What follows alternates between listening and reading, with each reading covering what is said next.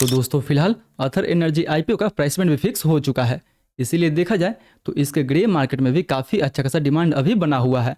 But दोस्तों सवाल ये है कि क्या जो इसका प्राइसमेंट फिक्स हुआ है वो इसके वैल्यूएशन को जस्टिफाई करता है या फिर इसका वैल्यूएशन काफ़ी हाई रखा गया है। इन सारे पॉइंट को हम आज के वीडियो में डिस्कशन करेंगे। एंड दोस्तों इस वीडियो के लास्ट में हम लोग बात करेंगे इस आईपीओ के लेटेस्ट जीएमपी के बारे में। एंड इसके जीएमपी को देखते हुए बात करेंगे कि क्या हमें इस आईपीओ में अप्लाई करनी चाहिए या फिर नहीं करनी चाहिए। एंड अप्लाई करनी चाहिए तो लिस्टिंग गेंस के हिसाब से अप्लाई करनी चाहिए या फिर लॉन्ग टर्म का व्यू लेके इसमें हमें अप्लाई करनी चाहिए।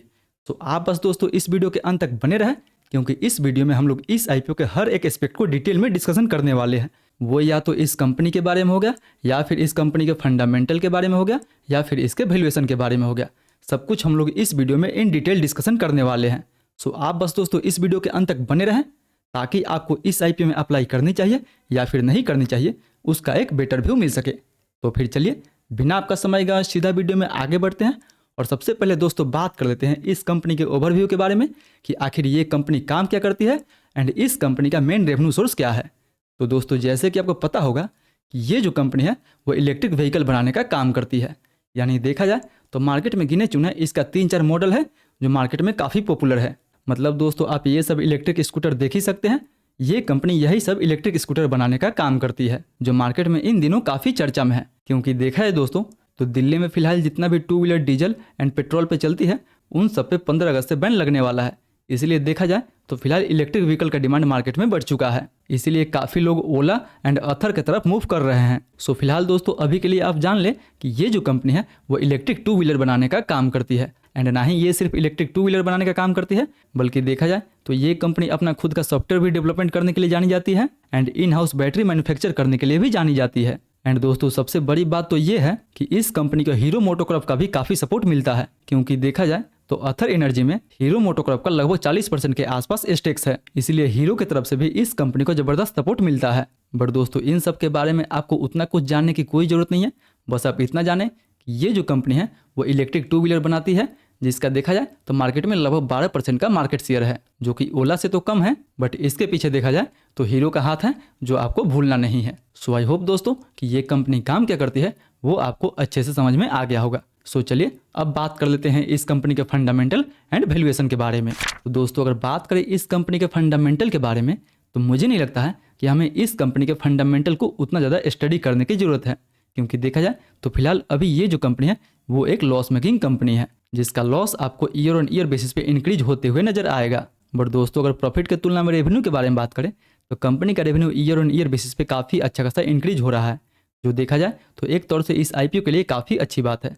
क्योंकि देखा जाए तो जो भी नया नया स्टार्टअप्स होता है सब वो सब पहले अपने रेवेन्यू इंक्रीज करने पे फोकस करता है सब। एंड सेम वही आपको इस कंपनी के साथ भी देखने को मिल जाएगा।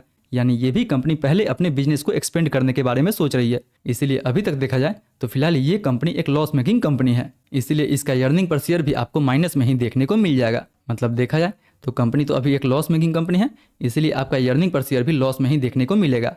एंड अगर अर्निंग पर शेयर लॉस में है तो पी रेशियो तो खुद निगेटिव होगा। इसलिए इन सब का भी डिटेल में डिस्कस करने का कोई मतलब ही नहीं बनता है। इसलिए इन सब पे भी आपको उतना ज़्यादा फोकस नहीं करना है। बस आप इतना जान लें कि ये जो कंपनी है वो एक लॉस मेकिंग कंपनी है। बट हाँ दोस्तों चलिए एक बार हम लोग इसके डेट टू इक्विटी के बारे में डिस्कशन कर लेते हैं कि आखिर कंपनी के ऊपर कितना ज़्यादा उधारी है। तो दोस्तों देखा जाए तो फिलहाल कंपनी के ऊपर जो डेट है वो ईयर ऑन ईयर बेसिस पे आपको कम होते हुए नजर आएगा। एंड फिलहाल अभी जो इसका डेट टू इक्विटी है वो लगभग 0.88 का है। यानी देखा जाए तो लगभग कंपनी के ऊपर 1100 करोड़ का डेट पड़ा हुआ है, जो कि उतना ज़्यादा भी नहीं है इस स्टार्टअप्स के लिए। बट हाँ इस आईपीओ से कंपनी जो भी पैसा जुटाएगी उस पैसे में से कुछ पैसा कंपनी अपने लोन को चुकाने के लिए यूज करेगी, जो देखा जाए तो एक अच्छी बात है इस आईपीओ के लिए। सो फिलहाल देखा जाए दोस्तों तो ये कंपनी ओवरऑल एक लॉस मेकिंग कंपनी है, इसीलिए इसका जो सारा पैरामीटर है वो भी आपको निगेटिव में ही दिखाई देगा। तो बस आप इतना याद रखें कि अभी के लिए ये जो कंपनी है वो एक लॉस मेकिंग कंपनी है। वहीं दोस्तों अब अगर कंपेयर करते हैं इस कंपनी को इसके पीयर ग्रुप के साथ कि क्या इस कंपनी की जो वैल्यूएशन है वो आपको सस्ता मिल रहा है या फिर आपको ये आईपीओ महंगी वैल्यूएशन पे मिल रहा है। तो दोस्तों अगर बात करें सबसे पहले पी रेशियो के बारे में तो पी रेशियो जैसे कि आपको पता होगा कि ये कंपनी एक लॉस मेकिंग कंपनी है, इसीलिए इसका जो पी रेशियो होगा वो भी आपको माइनस में ही देखने को मिलेगा। सो अथर का भी पी रेशियो आपको माइनस में मिलेगा एंड वहीं ओला का भी पी रेशियो आपको माइनस में मिलेगा, बिकॉज ओला भी जो है एक लॉस मेकिंग कंपनी है। वहीं इस कंपनी का अर्निंग पर शेयर भी लगभग माइनस में ही है एंड रिटर्न ऑन नेटवर्थ भी लगभग देखा जाए तो वो भी माइनस में ही है। बट वहीं अगर बात करें इसके नेट एसेट वैल्यू के बारे में, तो वो दोस्तों लगभग आपको 19 रुपये के आसपास देखने को मिल जाएगा। यानी देखा जाए तो आपको इसी 19 रुपये के लिए लगभग 321 रुपये के आसपास तक पे करना होगा। यानी इस आईपीओ का जो प्राइस बैंड है वो लगभग 321 रुपये के आसपास रखा गया है, जबकि इसका नेट एसेट वैल्यू जो है वो लगभग 19 रुपये के आसपास है। इसलिए देखा जाए तो ये जो आईपीओ है वो ओला से भी आपको महंगी वैल्यूएशन पे मिल रही है, क्योंकि देखा जाए तो ओला इलेक्ट्रिक का अभी प्राइस लगभग 50 रुपये के आसपास चल रहा है, जबकि इसका नेट एसेट वैल्यू लगभग 6 रुपये के आसपास है। बट वहीं अथर का प्राइस बैंड 321 रुपये के आसपास रखा गया है, जबकि इसका जो नेट एसेट वैल्यू रखा गया है वो लगभग 19 रुपये के आसपास रखा गया है। यानी रेवेन्यू वाइज भी देखिए तो रेवेन्यू वाइज भी ये ओला से तो छोटी कंपनी है, बट वैल्यूएशन ये ओला से कहीं ज़्यादा मांग रही है। सो याद कर ले कि फंडामेंटल वाइज ये एक लॉस मेकिंग कंपनी है एंड वैल्यूएशन वाइज ये कंपनी अपना आईपीओ हाई वैल्यूएशन पे लेके आ रही है। वहीं अब अगर इस आईपीओ कुछ डिटेल के बारे में बात करें तो दोस्तों देखा जाए तो ये जो आईपीओ है वो 28 से 30 अप्रैल के बीच में खुला रहेगा, जिसका प्राइसमेंट लगभग आपको 304 रुपये से लेकर 321 रुपये के बीच में देखने को मिल जाएगा। यानी देखा जाए तो इस आईपीओ जो ऊपरी प्राइस बैंड होने वाला है वो लगभग 321 रुपये का रहने वाला है, जबकि अगर आप इस कंपनी के एम्प्लॉय हैं तो आपको अलग से 30 रुपये का डिस्काउंट भी देखने को मिलेगा। यानी अगर आप एम्प्लॉय आईडी से अप्लाई करते हैं तो लगभग आप इस आईपीओ को 290 रुपये के आसपास तक अप्लाई कर सकते हैं।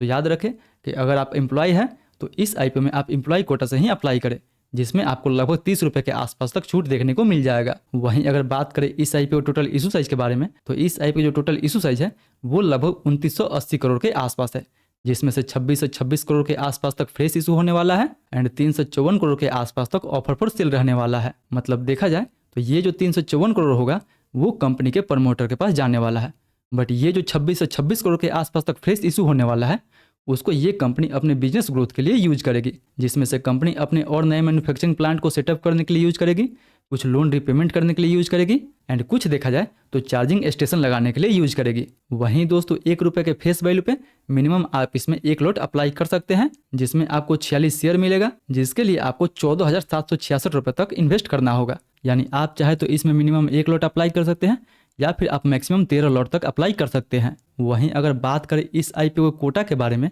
तो दोस्तों देखा जाए तो इस आईपीओ में रिटेल के लिए केवल 10% का ही कोटा रखा गया है, क्योंकि जैसे कि दोस्तों आपको पता होगा कि ये जो कंपनी है वो एक लॉस मेकिंग कंपनी है, जिसकी वजह से इसमें जो रिटेल का कोटा रखा गया है वो केवल 10% का ही रखा गया है। सो आप चाहें तो रिटेल कोटा में अप्लाई कर सकते हैं या फिर आप एनआईआई कोटा में अप्लाई कर सकते हैं, क्योंकि एनआईआई का जो कोटा है वो लगभग 15% के आसपास रखा गया है। यानी रिटेल का कोटा 10% के आसपास है, एनआईआई का 15% के आसपास है एंड क्यूआईबी का जो कोटा है वो दोस्तों लगभग 50% के आसपास है। बट अगर बात करें इस आईपीओ में शेयर होल्डर कोटा के बारे में, तो दोस्तों फिलहाल आपको इस आईपीओ में कोई भी शेयर होल्डर कोटा देखने को नहीं मिलेगा। यानी दोस्तों अगर आपको अप्लाई करना होगा तो रिटेल कोटा में अप्लाई करना होगा, एनआईआई कोटा में अप्लाई करना होगा एंड अगर आप एम्प्लॉय हैं तो आप एम्प्लॉय कोटा में भी अप्लाई कर सकते हैं। बट देखा जाए तो इस आईपीओ में आपको कोई भी शेयर होल्डर कोटा देखने को नहीं मिलेगा। वहीं अब अगर इसके कुछ इंपॉर्टेंट डेट के बारे में बात करें तो दोस्तों इस आईपीओ को ओपनिंग आपको 28 अप्रैल को देखने को मिलेगा एंड क्लोजिंग इसका आपको 30 अप्रैल को देखने को मिलेगा एंड फाइनली इस आईपीओ जो अलॉटमेंट होगा वो लगभग आपको 2 मई को देखने को मिल जाएगा। बट बाई चांस दोस्तों अगर आपको इस आईपीओ का अलॉटमेंट नहीं मिलता है तो आपका पैसा आपके खाते में 5 मई को ही रिफंड कर दिया जाएगा एंड अगर आपको इस आईपीओ का अलॉटमेंट मिल जाता है तो आपके डीमेट अकाउंट में इस आईपीओ का शेयर भी 5 मई को ही क्रेडिट कर दिया जाएगा। एंड फाइनली देखा जाए तो इस आईपीओ जो लिस्टिंग डेट होने वाला है वो दोस्तों 6 मई को रखा गया है, यानी 6 मई को आप इसको नॉर्मल स्टॉक्स की तरह ट्रेड कर सकते हैं। सो याद रखें कि इस आईपीओ की जो लिस्टिंग है वो 6 मई को होने वाला है। सो अब दोस्तों फाइनली बात कर लेते हैं कि क्या आपको इस आईपीओ में अप्लाई करनी चाहिए या फिर आपको इस आईपीओ में अप्लाई नहीं करनी चाहिए, यानी इस आईपीओ में हमारा कंक्लूजन क्या रहनी चाहिए। तो दोस्तों बात करें कि अभी तक ये जो कंपनी है वो प्रॉफिट में नहीं आई है, यानी ये जो कंपनी है वो एक लॉस मेकिंग कंपनी है। वहीं देखा जाए तो ये जो इलेक्ट्रिक व्हीकल बनाती है उसमें बहुत ज़्यादा कंपटीशन बढ़ चुका है। यानी ऑलरेडी दोस्तों देखा जाए तो इसमें हीरो है, टीवीएस है एंड अभी रिसेंटली लिस्टेड ओला है एंड होंडा है।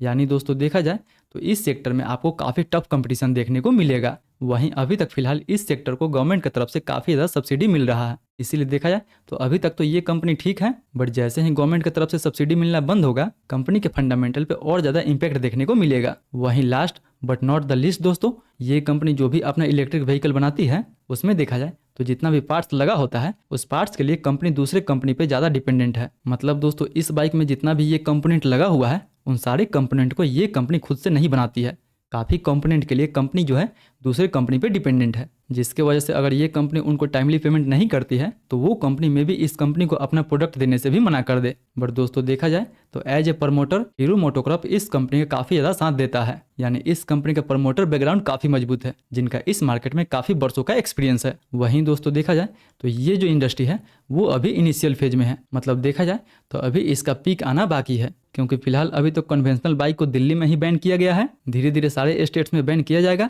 जिसकी वजह से इन सब इलेक्ट्रिक व्हीकल में काफी डिमांड आपको देखने को मिलेगा। बट वो तो दोस्तों हमें फ्यूचर में देखना होगा कि ये कंपनी अपने आप को कैसे सस्टेन करती है। बट अभी आपको इस आईपीओ के हिसाब से जानना है कि ये कंपनी अभी के लिए एक लॉस मेकिंग कंपनी है, जिसका वैल्यूएशन भी काफी हाई रखा गया है। सो अगर बात करें दोस्तों कि फाइनली इसमें हमें अप्लाई करना है या फिर इसमें हमें अवॉइड करना है, तो दोस्तों अगर मैं अपना ओपिनियन बताऊं तो मैं इस आईपीओ को फिलहाल अभी के लिए अवॉइड करने वाला हूं, क्योंकि देखा जाए तो फिलहाल इसके ग्रे मार्केट में लगभग अभी 5% का ही डिमांड बना हुआ है। सो 5% पे तो मैं इस आईपीओ में बिल्कुल अप्लाई नहीं करने वाला हूं, बिकॉज दोस्तों अगर अभी के मार्केट सिचुएशंस के बारे में देखें तो मार्केट में अभी काफी अनसर्टेनिटी बना हुआ है। मार्केट अभी कब ऊपर नीचे हो जाए ये कोई नहीं जानता है, इसीलिए अगर इसके जीएमपी में 20% से ऊपर डिमांड होगा तो मैं अप्लाई करूंगा, अदरवाइज मैं इस आईपीओ को अवॉइड कर दूंगा। एंड दोस्तों हाँ, अगर आपको भी इन सारे आईपीओ के लेटेस्ट जीएमपी के बारे में जानकारी चाहिए तो उसके लिए मेक श्योर कि आप हमारे टेलीग्राम ग्रुप से जरूर ज्वाइन कर लें, जहां पे आपको डेली सारे आईपीओ के लेटेस्ट जीएमपी देखने को मिल जाएगा। सो मेक श्योर कि लेटेस्ट जीएमपी अपडेट के लिए आप हमारे टेलीग्राम ग्रुप से जुड़ना ना भूलें। एंड बाकी बात आप हमें अपना ओपिनियन बताएं कि आप इस आईपीओ में अप्लाई करने वाले हैं या फिर नहीं करने वाले हैं। सो आई होप दोस्तों कि आज का वीडियो आपको काफ़ी इन्फॉर्मेटिव लगा होगा। अगर वीडियो अच्छा लगे तो वीडियो को लाइक करें, चैनल को सब्सक्राइब करें, एंड जो भी आपका सवाल है मेक श्योर कि नीचे हमें कमेंट करके जरूर पूछें। मैं कोशिश करूंगा कि आपके सवाल का जल्द से जल्द रिप्लाई दे सकूं। फिर मिलते हैं अगले वीडियो में, तब तक आप इस वीडियो को टैप करके इन्फो एज का स्प्लिट रेशियो देखना ना भूलें।